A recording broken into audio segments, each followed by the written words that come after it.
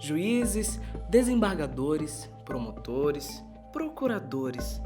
Muita gente enxerga os membros do Judiciário e do Ministério Público como heróis. Uma gente corajosa e desinteressada que defende o povo contra inimigos poderosos, a corrupção, o crime organizado e o tráfico de drogas. Mas vamos olhar mais de perto quem são essas pessoas que conduzem o sistema de justiça no Brasil? E quem são os inimigos que esses heróis costumam enfrentar? Os magistrados, membros do Poder Judiciário, estão entre as pessoas mais privilegiadas do país. Uma gente muito rica e muito branca. Em 2019, o Brasil gastou 100 bilhões de reais com o Poder Judiciário. 90% disso é gasto com folhas de pagamento. O Estado gasta em média 51 mil reais todo mês com o pagamento de cada magistrado. Isso num país onde um salário mínimo é de R$1.000.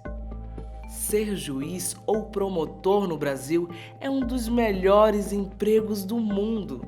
Um promotor ou juiz por aqui recebe mais do que o dobro em relação a juízes e promotores da Alemanha, por exemplo. Tanto que juízes e promotores brasileiros estão entre as 0,08% das pessoas mais ricas do país. E tudo isso com o seu dinheiro. Quanto mais poderosos os magistrados, mais homens e brancos eles vão ser. Entre os juízes, magistrados que atuam na primeira instância, há 7 homens brancos para cada mulher negra. Acima dos juízes estão os desembargadores. Eles são os magistrados de segunda instância com mais poder de decisão e de definir as políticas do judiciário. Entre eles, a falta de diversidade é ainda maior. Para cada desembargadora negra, há 33 desembargadores brancos. Membros do Poder Judiciário são mais beneficiados pelo governo do que os outros servidores públicos, como professores, médicos e policiais. Em São Paulo, por exemplo, o orçamento total do Estado cresceu 76% nos últimos 10 anos. Já o orçamento do Judiciário cresceu bem mais, 129%. E o orçamento do Ministério Público aumentou 108%. Esse monte de dinheiro que magistrados e promotores recebem do governador é capaz de amolecer o coração de qualquer um. Pense no seguinte: os membros do Ministério Público e do Judiciário é que deveriam fiscalizar o trabalho do Poder Executivo, ou seja, do governador e das pessoas que trabalham para ele. Cabe ao Ministério Público, por exemplo, fazer o controle externo do trabalho policial. Agora, lembra quando falamos de quanto dinheiro os magistrados e o Ministério Público recebem? Pois uma boa parte dessa grana vem na forma de créditos adicionais.